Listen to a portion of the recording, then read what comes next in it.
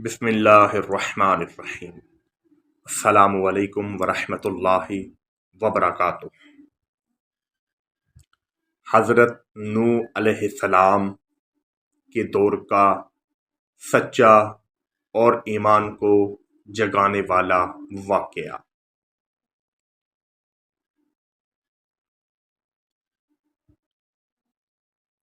حضرت نوح علیہ السلام کشتی بنا رہے تھے تو ایک مومنہ بوڑھی عورت روز اللہ کے نبی کے پاس اپنی کھٹکری لے کر آتی تھی اور کہتی، اے اللہ کے نبی، کب کشتی روانہ ہوگی؟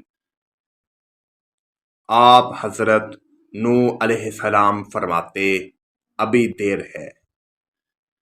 تو وہ بوڑھی عورت شام تک بیٹھی رہتی اور پھر اٹھ کر چلی جاتی۔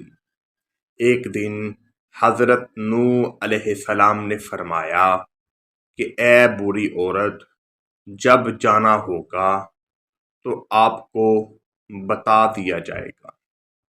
یہ عورت واپس چلی گئی اور انتظار کرنے لگی کہ کب حضرت نوح علیہ السلام بلائیں گے۔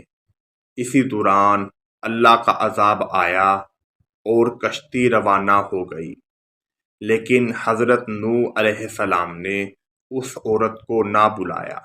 ظاہری طور پر نوح کو اس عورت کو بلا دیا گیا۔ جب طوفان تھما تو ایک دن حضرت نوح علیہ السلام کے دل میں محبت اٹھی کہ شہر کو دیکھوں، جہاں سے چلا تھا وہاں آئے، اور قریب جا کر دیکھا تو ایک جھونپڑی میں دیا جل رہا ہے۔ حضرت نوح علیہ السلام یہ دیکھ کر حیران رہ گئے کہ روح زمین پر کوئی ایسا گھر بھی ہے جو اتنی عظیم طوفان کے بعد صحیح سلامت ہے اور اس میں چراغ جل رہا ہے۔ انہوں نے وہاں تکبیر الہی بلند کی تو وہ عورت سامان لے کر آئی اور کہنے لگی، یا نبی اللہ،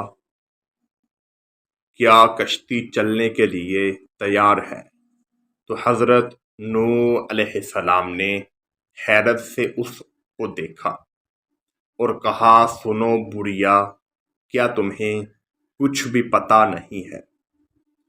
وہ بوڑھی عورت کہنے لگی، یا نبی اللہ، مجھے کیا نہیں پتہ ہے؟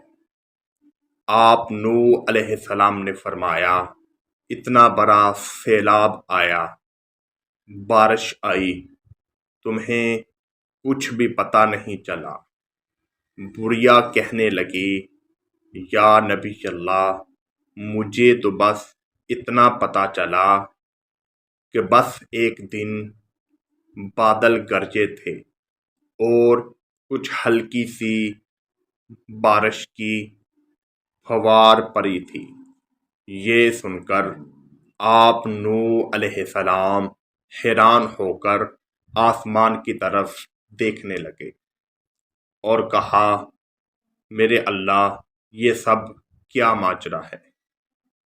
اللہ تعالیٰ نے حضرت نوح علیہ السلام پر وحی بھیجی کہ اے میرے پیارے نبی، اس عورت کے دل میں چونکہ تمہاری محبت تھی اور تم نے اسے پابند کر دیا تھا، اور چونکہ تمہارا اس سے وعدہ بھی تھا کہ نجات کی کشتی میں اسے ساتھ لے کے جاؤ گے، تب جب تم نے اپنا وہ وعدہ پورا نہیں کیا تھا، لیکن اے نوح، میں تمہارے وعدے کا ذمہ دار تھا، اس لیے میں نے اس بڑھیا تک عذاب کو پہنچنے ہی نہیں دیا۔ اس واقعہ سے پتہ چلتا ہے کہ جو اپنے اللہ تعالیٰ پر یقین رکھتا ہے وہ کیسے اس کی مدد فرماتا ہے۔ اللہ تعالیٰ سے دعا ہے کہ یا الہی امت محمدیہ کو بھی ایسا جذبہ عطا فرما۔ آمین ثم آمین۔